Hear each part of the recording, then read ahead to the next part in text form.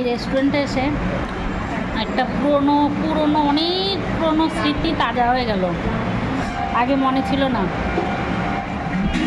কিন্তু 15 বছর পরে এই রেস্টুরেন্টে আবার খেতে এলাম। তাও দেখে মনে পড়লো, দেখে মনে পড়েছে যে এই রেস্টুরেন্টে তো আগে একবার এসেছি, 15 বছর আগের কথা। মনে আছে? ব্যাং মনে আছে। আমি মনে করালাম বলে মনে পড়ে যাও, মনেও ছিল না। তখন 2 জন ছিলাম, পুটকি পাটকা কেউ ছিল না, তাই তো? তখন খেয়ে গেছি এসে, তখনও মাছের ঝোল খেয়ে দিলাম।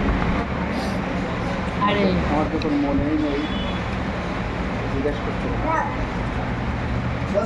পুরনো স্মৃতি তাজা হয়ে গেল।